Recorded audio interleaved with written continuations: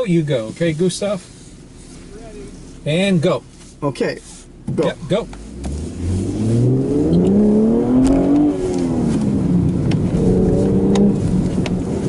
Ooh, a little bit slower.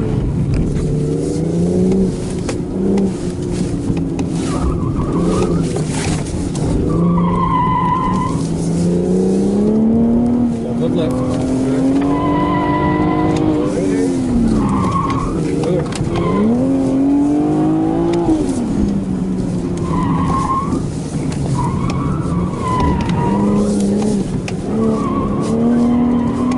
Slow it down, slow it down. Okay. There you go.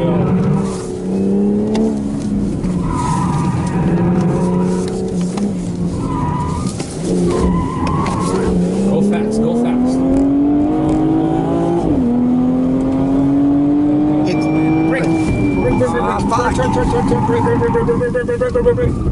Okay. No, you're good, you're good. Good? Wow. Yeah. Whew. 51.35 And one more? over there. No, just one. Okay, I put a park behind. Okay. Park behind, yeah. How was the time? 51.35. Is that good? It's okay, it's a good time. Let me write it down. Hold on. I want to do more. Everybody wants one more. What was the biggest error? Maybe too much aggressive. too aggressive. Yeah, yeah. You went to the gas too early. Yeah, exactly. Just a little bit more patient. Damn. Patience, Padawan. Exactly. There you go. Hard time with that. Okay, great. Thanks. You're very welcome. Thanks. It was a pleasure, Gustav. Okay, too aggressive. Damn. What's your on the brake? What's your time? It was, yeah, it was too aggressive. Oh, it's okay. Så jag är number 3 already. Okej, ja. Ja, det tog mig Peter. Fan. Yes. Damn. You can drive in Sweden. Loser! Yes. Loser! Åh, fan.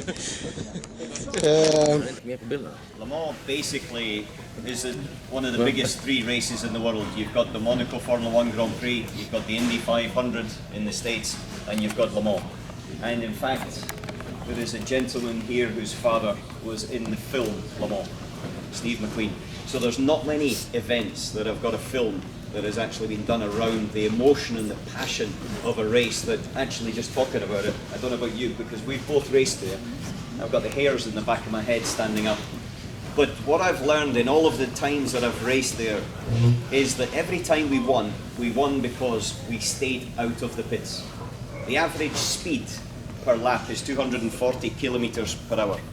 So if you are in the pits for 1 minute, 60 seconds longer than the opposition, then at 240 kilometers per hour, that's a lot of kilometers of track to gain back.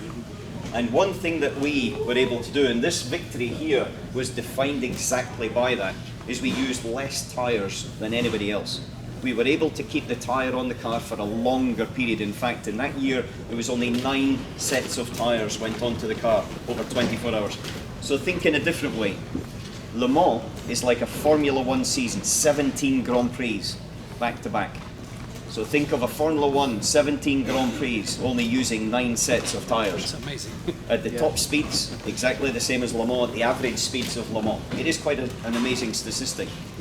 But the key point was that in the regulations at Le Mans, you're not allowed to change tyres and to refuel at the same time. And the push on this is for efficiency. And so therefore, with the development that we did with Michelin over the winter, we're always pushing the limits. We were pushing at Audi, we were pushing Michelin, and they were pushing us for different things. And together they got the concept perfect, where we could keep the tyre on the car with performance and also with the consistency and the feedback. Because one big factor is that it's fine being fast on the first lap, but on the 65th lap, when the tyre tread depth has dropped off and you still need to have the braking into the first chicane, when you hit the pedal at 100 kilos of force, you still need that tyre feedback coming through the pedal. And that is what delivered, in this situation, a 5-stint run by Benoit Pellier. And that sealed the victory for Audi at Le Mans. It was a very interesting one because it kind of gave us everything. It gave us the ability to run fast. but it gave us, importantly, the ability to run long. And that sits perfectly into gear. But I'll give you one story in this one, because this is a British driver, Nick Tandy. He's driving for the opposition of Audi, Porsche, so that's the dark side as far as we're concerned. But he did something pretty stunning, because in 2015 he was the Porsche Junior and they won them all 24 hours. They were the ones, in fact this is their car, that weren't expected, but they delivered the success. And the success in that year was the performance that they had in the middle of the night. When they went onto the softer compounded tyre, the tarmac is cooler, so you can run a softer compounded tyre, get more performance, and they just delivered lap times.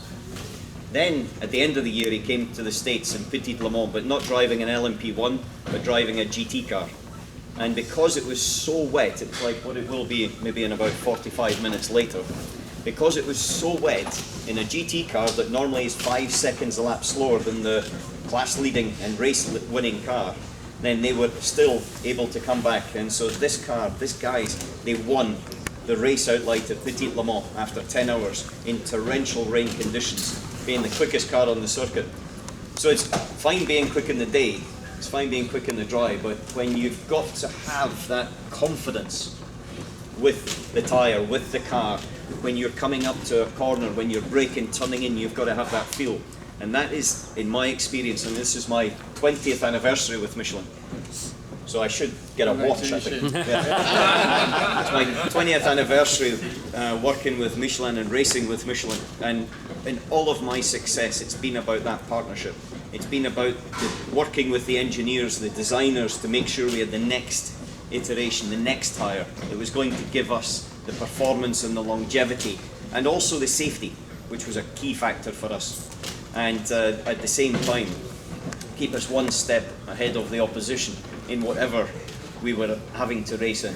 So today I think you're going to get two experiences anyway. Hopefully you get some dry running, hopefully you get some wet, but definitely you'll have to have some dry and wet braking, and that's where I think the generation of tyres, and especially the new tyre, having done 2 or 3 laps yesterday, gives you a good advantage, is that confidence inspiring feel and feedback as you brake and turn into the corner.